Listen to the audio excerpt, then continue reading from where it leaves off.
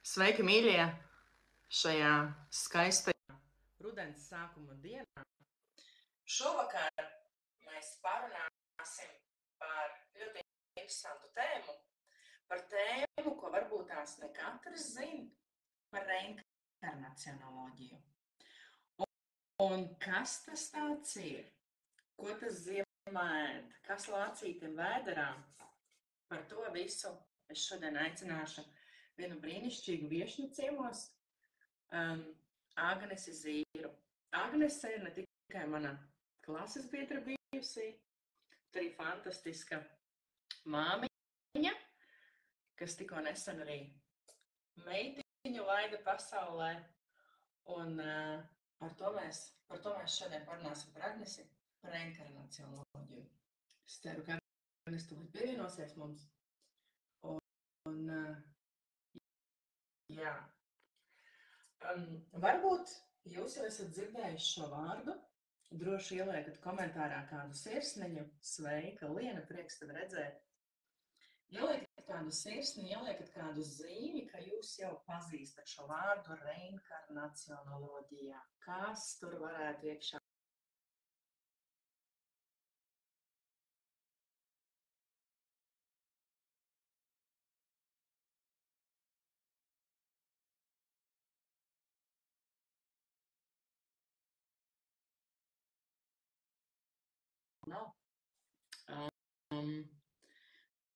Agnese ir ieradusies, nesanāks man jums neko priekšā pateikt. Nu nekā. Nu labi, tad kopā ar Agnesi izstāstīšu jums savu stāstu, kā es iepazinos ar reinkarnacionoloģiju arī patiecībā pateicoties Agnesei un kāda bija mana pieredze, par to es arī tūlīt padalīšos. Tā, nu skatīsimies, ko mūsu tehnika rāda. Mums pēdējās 2 nedēļas nogales mums vienkārši kosmos pieslēdzās un teica, šitā nemīļie, savādāk. Tikai skatīsimies, ko šodien mums teiks kosmos un universums. Jā, nu sveiki, sveiki mīļie, sveika Agnese, vai jūs mūs dzirdat? Agnes, es tevi nedzirdu. Labvakar visiem, vai var dzirdēt? Es tevi nedzirdu. Mīļie, jūs dzirdat? Tu mani dzirdi, ja? Tagad dzirdu. Halo. Dzirdi? Jā. Ir? Labvakar, Lāna. Es tevi arī dzirdu. Forši. Laila, jūs mūs dzirdat? Brīnišķīgi. Nu, ko, mīļie? Mīļa Agnes, esi sveicināta studijā ciemos pie Sirds akadēmijā. Mēs skatāmies, ja nemaldos Zosāties. Un tu biji pirmā no viešņām akadēmijā. Atceries, kā mēs vēl nezinām, kā ieslēgt, kā darboties, kā izdarīties. Baigās cacas, tēja rokās un laižam, jau visu zinām. Bet viss nāk ar pieredzi, arī mums nāca ar pieredzi. Tā, mazliet pacelšu augstāk. Arī mums nāca ar pieredzi. Agnes, mīļā, 2 gadi ir pagājuši. 2 gadi ir paskrējuši, man liekas, vējas pārniem ir tik daudz mainījies un noticis. Un mēs jau esam citas, ne tās, kas mēs bijām. Zinu, ka esi arī savā dzīvē ielēgusi pārmaiņas un visu pārējo, tāpēc došu tev vārdu, lūkšu tev pastāstīt par sevi. Kas esi, no kurienes tu nāc, ar ko ikdienā nodarbojies? Kā tu nonāci pie nu pabeidz man. Un tad paķidāsim mazliet vairāk un dziļāk, kas te nu tur ir.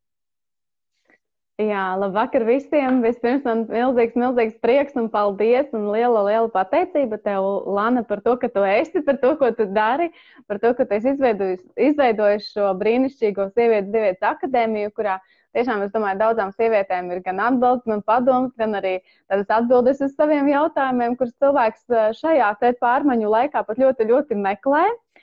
Tā, ka tiešām tu esi brīnišķīga, es ceru, ka tu to zini un apzinies. Un domāju, ka tie visas dāmas, kas ir pievienojušās tavai akadēmijai, viņas to arī apstiprinās.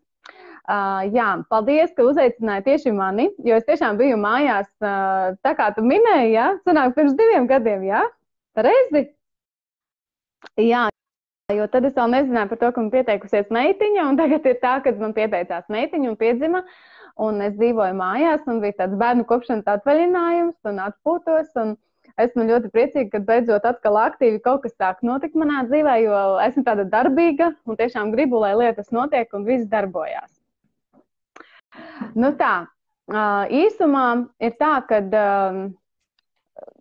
šobrīd dzīvoju tādu pilnvērtīgu sievas, mammas dzīvi, baudu ikdienu, jo tiešām esmu tajā beidzot tādā nonākusi dzīves situācijā, kad es varu tiešām to izbaudīt, kad man nav jādomā, kad man jāsvien pelnīt nauda, kā tas bija, teiksim, man ir 4 bērni, jā, 3 dēli un meitiņa.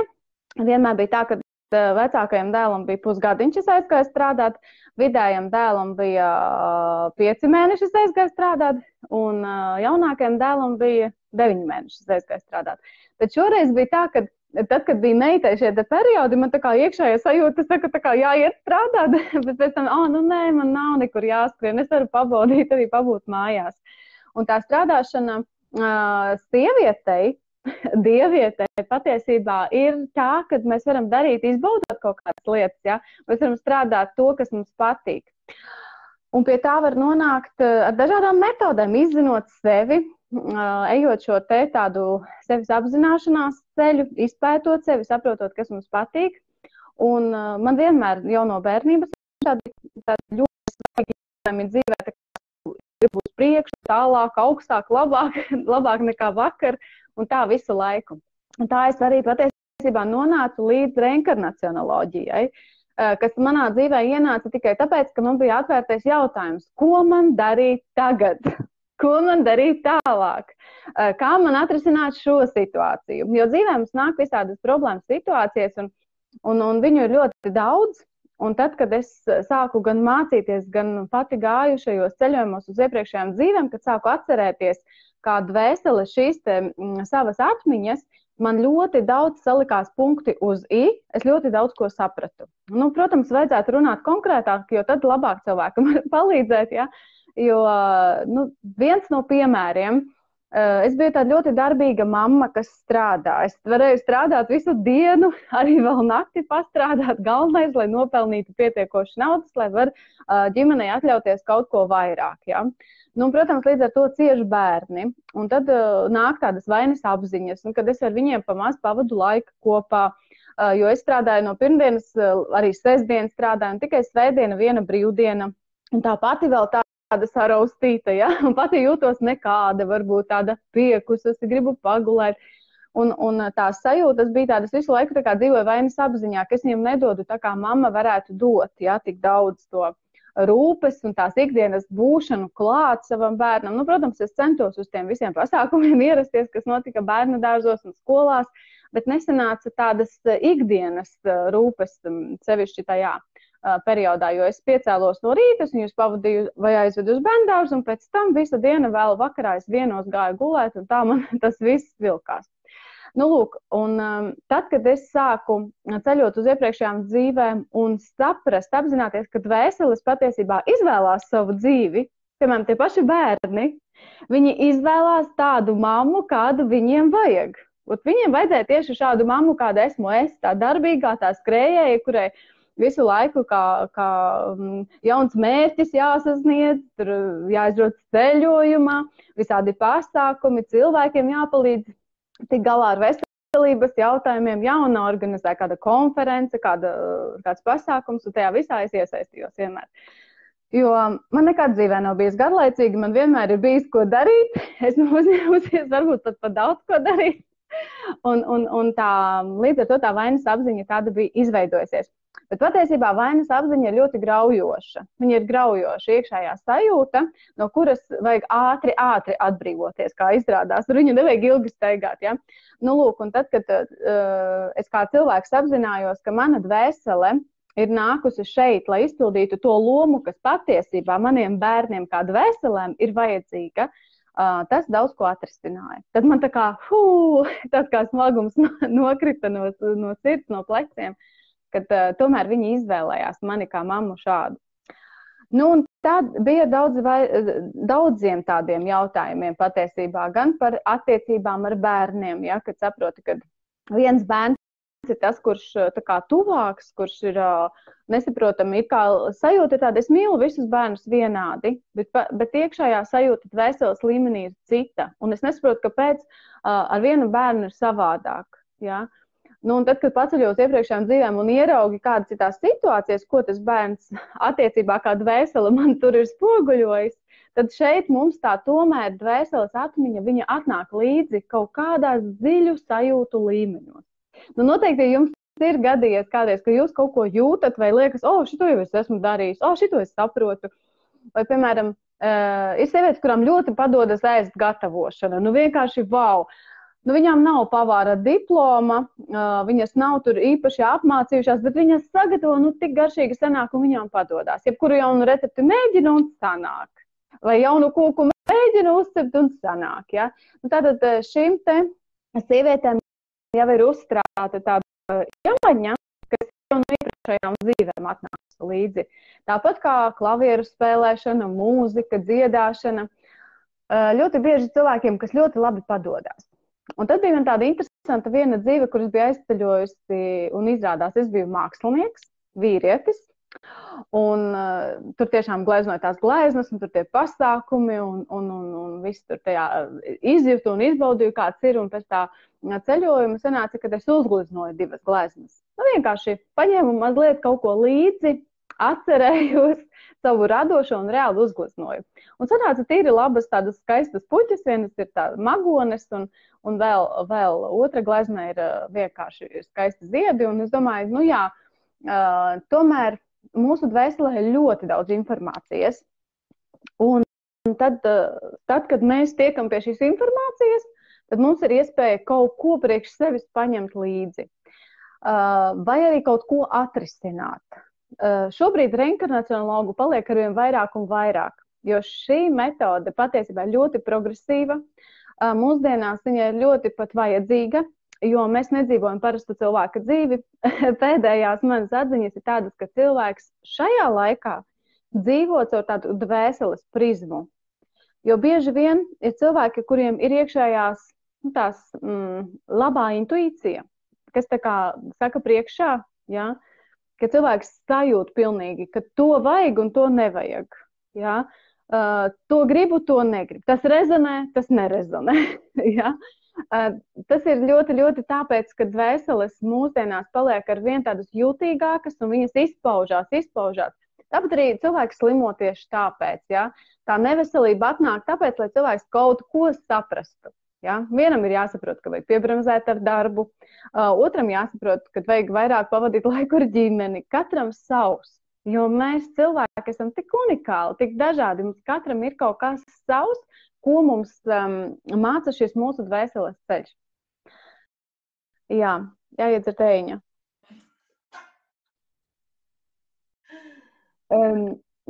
Tu man uzdod vēl kādus jautājumus, vai man vienkārši turpināt stāstīt to, kas bija iedomājusies? Šodien mums ir runa par reinkarnacionālu pa iepriekšējo dzīvi. Vienkārši tu redz iepriekšējo dzīvi savu. Tu parādīsi to dzīvi, ko tu dotajā brīdī esi gatavs ieraudzīt. Tev neko citu neparādīs, tikai to, ko tu esi gatavs saņemt. Tas ir savu pieredzi par reinkarnacionālu. Pirms 2 gadiem, kad sākās vairāk kā 2 gadi, satiekot Agnes, man ir, protams, ļoti daudz jautājumu. Reinkarnacionoloģijā, kad Agnes ir Latvijā, es šeit Vācijā, un mēs pa Zoomu taisījām šo sesiju. Un ļoti interesanti, tev ir jāļaujās. Tev vienkārši liela paļaušanās. Un es zinu to fīču, kāpēc daudziem, teiksim, kas mēģina, varbūt pat nesanāk, ir trikī. Tajā brīdī, kad tu esi šajā sesijā, tev jāiet bez gaidībām. Tev brīdī ieslēdz gaidības, tu kaut ko gaidi, nāks filmiņas, nāks sajūtas, vēl kaut kas, un nekas nenāk, un tev sākas frustrācija. es neko neredzu, man nekas nesanāks, ko negribu, tas nefunkcionē vēl. Un patiesībā tā ir prāta spēle, kura tīri tev jau pirkstu, bet kura patītīgi, jā, tādā meditatīvā. Un tajā brīdī vienkārši aizies to dzīvi, vajag redzēt, un kas tev tagad ir vērtīgi. Man tajā brīdī bija tā, ka man parādīja iepriekš tev dzīvi. Es tam momentu, bija daudzi momenti, ko es tur redzēju, bet tas, ko es paņēmu līdzi, tas ir dzīves kā gabaliņu, kā puzles gabaliņu. Un tas gabaliņš bija tas, ka tajā dzīvē pirmā dzīves pusē es ieraudzīju savu dzīves mīlestības. Es gāju harā, un es mīlēs 38, 9 gadiem gaidīju un nesagaidīju. Un tad es apprecējos. Ļoti bagāti. Dzīvoju villā, man bija brūns suns, blakus un šūkurknēs. Redzu to skatu, kā es liežu tur iekšā un valdu veselību. Iekšā sirds vienkārši amazing, nelaimīga. Un tas bija ļoti interesanti, kad atrast tā stunda, ka tev jāaiziet no šīs pasaules. Es redzu,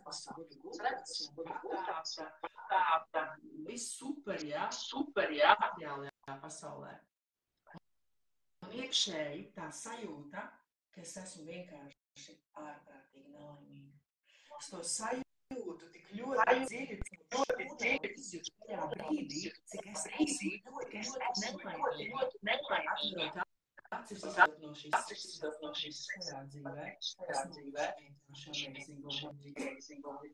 Un tas bija tāds puzles gabals, jo to sajūtu, to nelaimīguma sajūtu, es nekad nebiju sajūtas, kā tieši šajā sesijā, kā saprotot, laikam noreflektēt, ka es nodzīvoju dzīvi, un es biju ļoti, ļoti nelaimīga.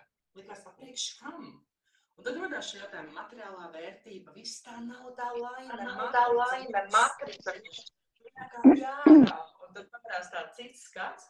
Tas ir tāds pirmais solis, ko es gāju ar Agnesi kopā pirms 2 gadiem. Pilnīgas bailes no reinkarnacionoloģijas. Agnese tikko, man liekas, bija nesen certifikātu nokārtojusi. Es davai laižam. Tagad jau Agnese ir profis tur, jā. Bet ļoti interesanta tā pieredze bija arī man tajā laikā. Kaut gan šodien es to visu skatos arī savādāk. Bet bija ļoti interesanti kā ceļa gabali. Mums ir viens neizritina to sarkano paklāju.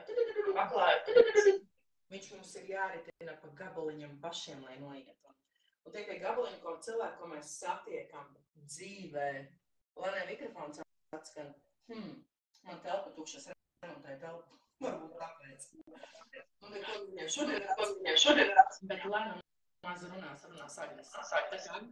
Vārds tev varbūt pastāst tiešām, kā tu satiki to reinkarnacionoloģiju, kāds ir tavs, un kā tu sapratu, ka to gribi, un ko cilvēkiem tas dod, varbūt kādi stāsti,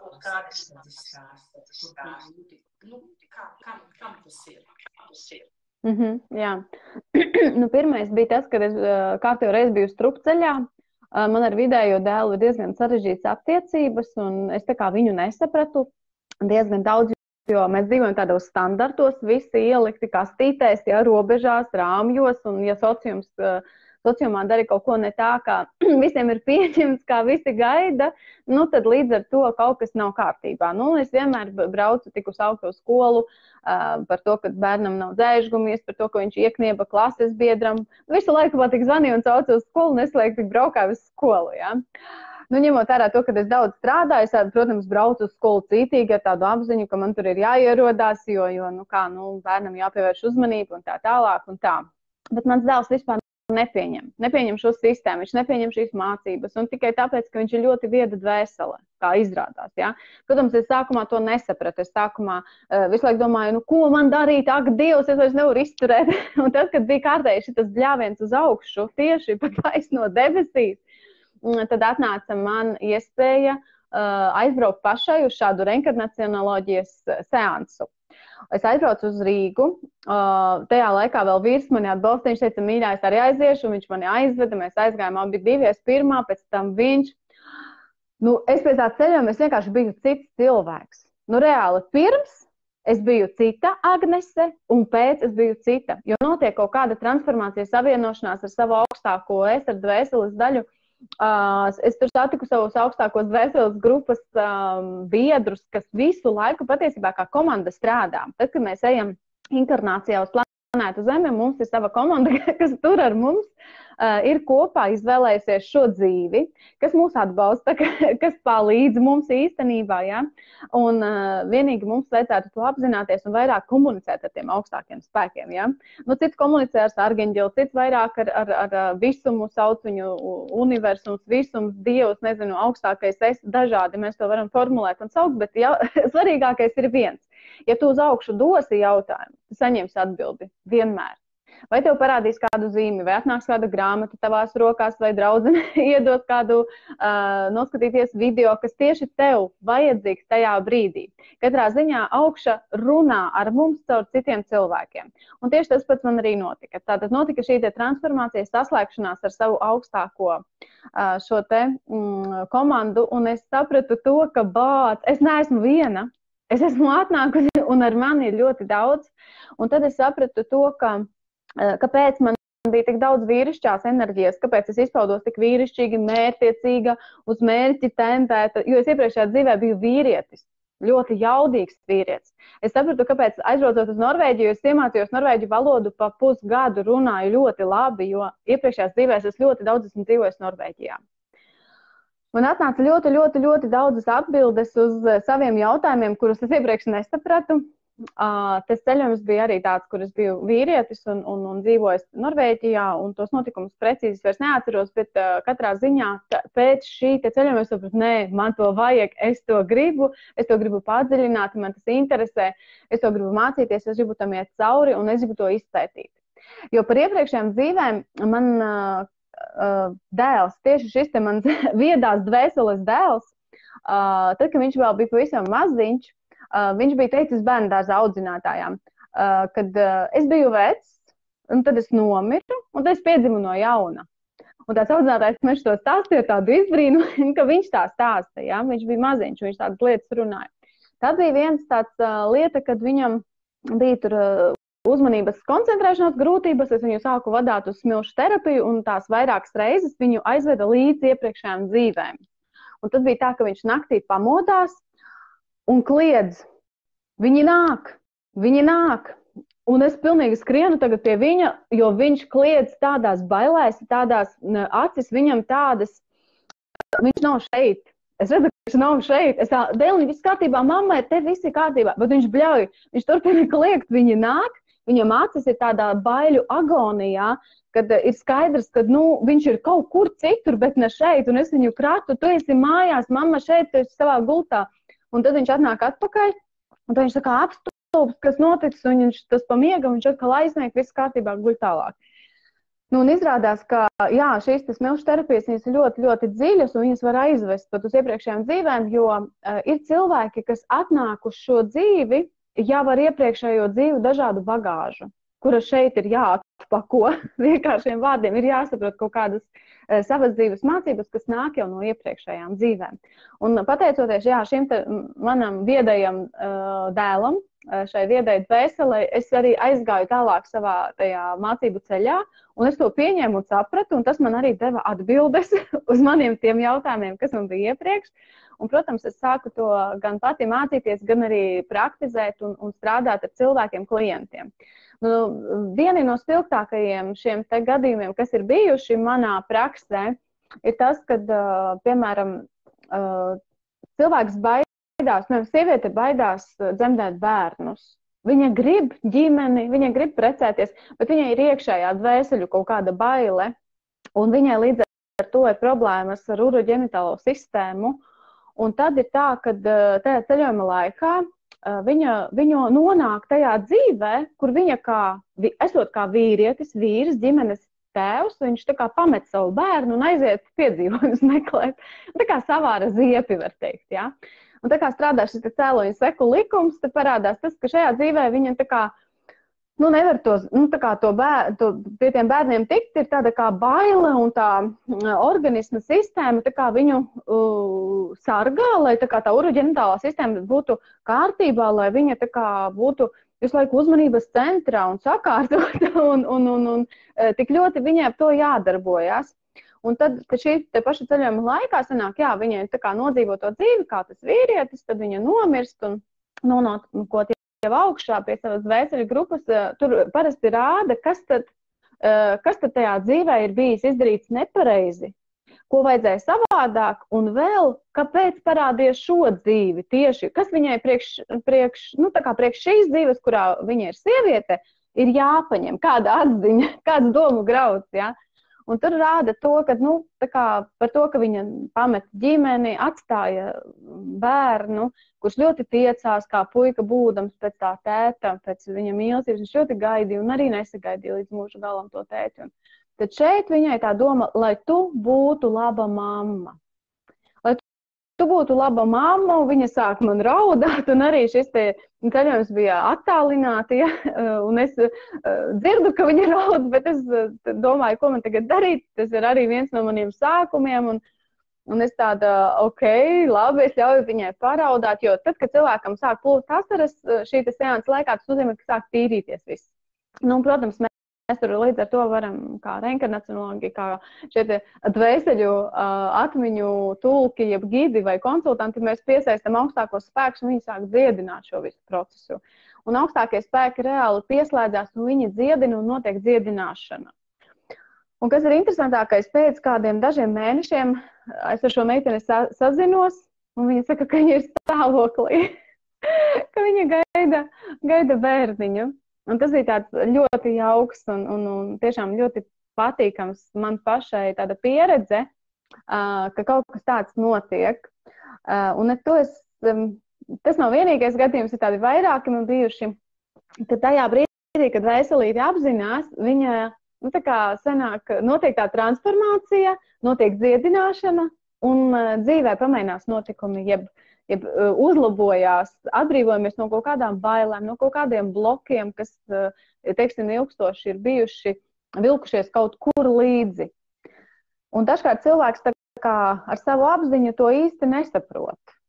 Tas vienkārši kaut kur ir, sēž zemapziņā, bet līdz galam nav saprotams. Tad ceļošanas laikā šī seansa laikā atnāk atbilde, kāpēc tas tā ir noticis, un atnāk atbilde, ko vajadzētu darīt savādāk, ja, un tā tālāk. Bet vēl viena lieta, ko es šodien gribu visiem pastāstīt, kad man pašai bija ļoti liels pārsteigums, kad parasti cilvēki prasa, kāda mana dzīves misija, kāda mana galvenie dzīves uzdevumi, ļoti daudziem interesē, ja. Un gribās, nezinu, kādus sasniegt kalnus un virsotnes, un tas ir tik ļoti izteikti sievietēm. Jā, kaut kā interesanti, bet tiešām sievietē. Un tā augstāko spēku atbilde pārsvarā pa lielam ir bijusi tāda: esi laba mamma, audzini bērnus, esi laba sieva. Vienā saka, vienkārši dzīvo sievietes dzīvi. Un man pašai arī bija tas jautājums visu laiku, kas man ir jādara, kas man ir, nezinu, tur līdz zvaigznēm jāsasniedz, ja? Un arī vienmēr tās atbildes ir bijušas, kad audziniet bērnus, rādiet piemēru, un visu laiku tā kā, liekas, nes, ko es tagad darīšu, bet visu laiku liek akcentu uz to, ka dzīvo cilvēka dzīvi. Ja tu esi atnācis uz planētu Zemi iziet šo pieredzi, kas dvēselē ļoti vajadzīga, un esi piedzimusi kā sieviete, tad izēj sievietes pieredzi. Tāpēc man ļoti patīk šī sievietes akadēmija un arī visas citas mācības, kas sievietēm māca būt sievietēm, sievišķīgām, apzināties savu jaudu, savu iekšējo spēku, jo patiesībā mēs bieži vien pazaudējamies tieši tāpēc, ka mums ir vīriešu pieredzes, vīriešu ķermeņos bijušas. Un tad mūsos arī ir tas, jā, mēs zinām, kā tas ir, es varu. Bet ļoti interesanti man bija dzīve, kad es biju pilnīga sieviešu sieviete. Es vienkārši sēdēju pie spoguļa un ķemmēju savus garos matus, un es izbaudīju šo procesu. Un es nekur nesteidzos. Mans galvenais uzdevums bija izskatīties skaistai uz vakaru, kas paredzēts. Un es sēdēju, ķemmēju matus un abrīnoju šo savus skaistos matus. Un es domāju, man taču nav laika sēdēt tik daudz pie spoguļa. Ātrāk saķemmējies un skrien tālāk. Ja? Šis ir mūsu ātrais laikmets, kurā mēs skrienam un steidzamies. Bet te ir stāsts par to, ka sieviete, viņa vienmēr atradīs laiku sev.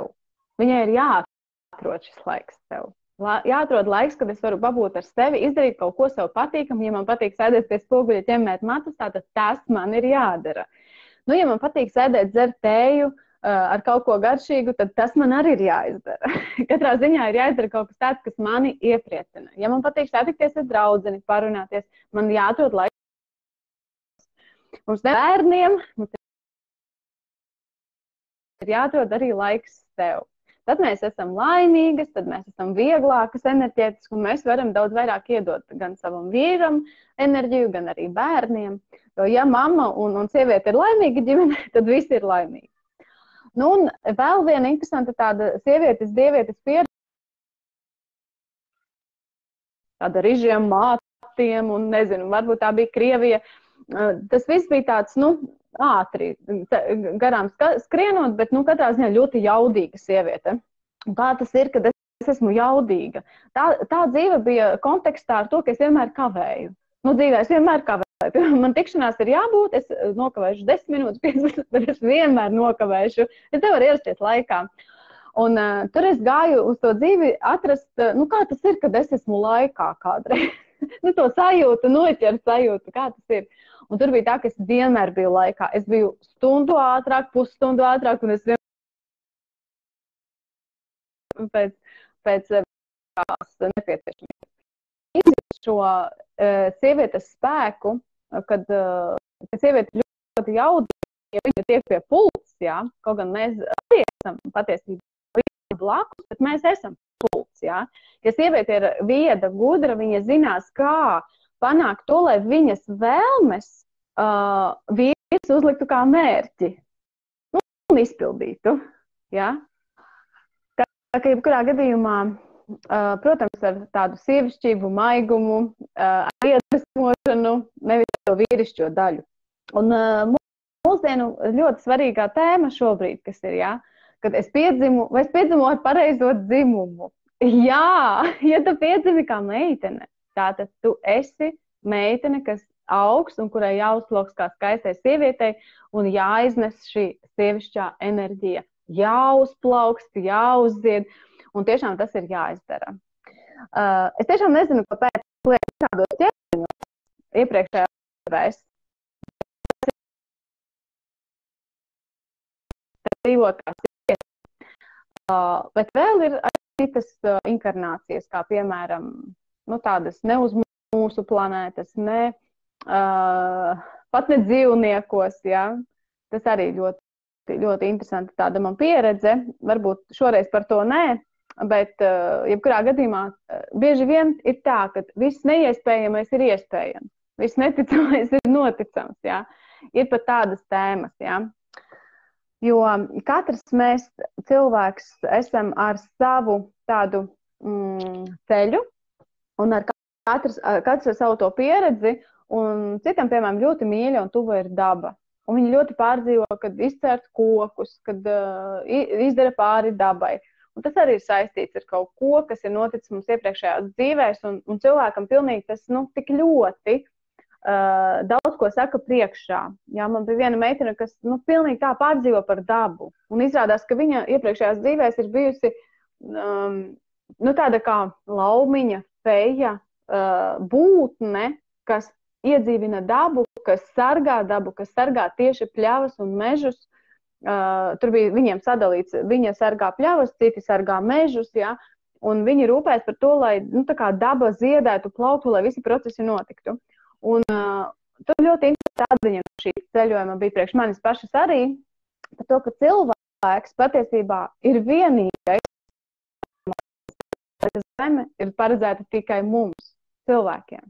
Mēs par daudz izcērtam kokus, mēs par daudz raušam sev, kaut gan mums nemaz tik daudz nevajag.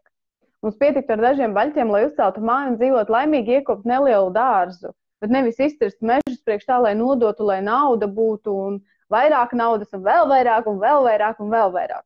Patiesībā ir tā, ka cilvēks ir iedomājies par daudz, un šajā naudas sistēmā viņš ir sapinies, viņa vērtību sistēma ir izbojāta.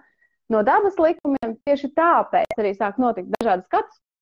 Cilvēks mātei zemē ir par tādu kā apgrūtinājumu. Viņš grib atbrīvoties no cilvēka. Cilvēks tā kā pats to nesaprot, kad ir jāpiebremzē ar tām visām lietām un izdarībām naudas dēļ. Ir jāsāk vairāk mīlēt mātes zeme, vairāk būt pateicīgiem par to, ko viņa mums dod. Un pie mums, piemēram, Latvijā ir ļoti auglīga zeme. Mēs paši varam izaudzēt sev ļoti daudz ko, un bieži vien cilvēki to nedara. Viņi iet uz veikalu un pērk Nīderlandes, Holandes tomātus. Vai gurķus, dārzeņus un tā tālāk. Jā, tā tad viena lieta, tad atgriežamies pie dabas. Tas ir tāds atziņa, kas ir atnākusi arī ar šiem ceļojumiem. Un esmu ļoti pateicīga augstākiem spēkiem, ka tie ceļojumi reāli mums daudz ko parāda. Tā kā pasaka priekšā, atgādina par to, kāpēc mēs vispār esam šeit uz planētas Zeme atnākuši.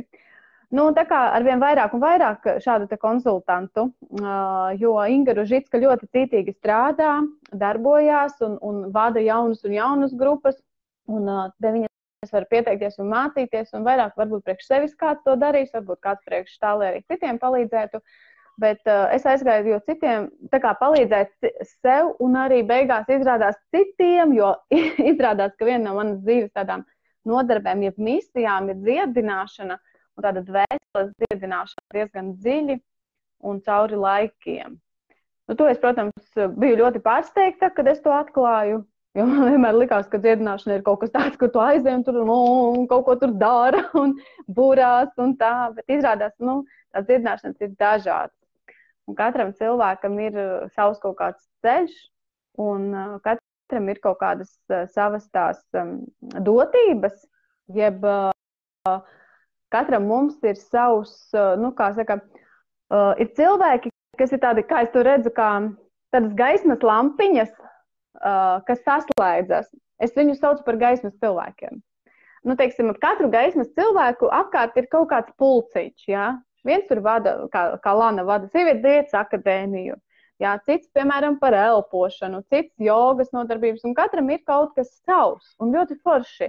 Jo šie gaismas cilvēki pulcē ap sevi cilvēkus, lai starotu šo gaismu un palīdzētu citiem iet uz gaismu. Jo mēs visi tik un tā ejam uz gaismu. Tas ir galvenais.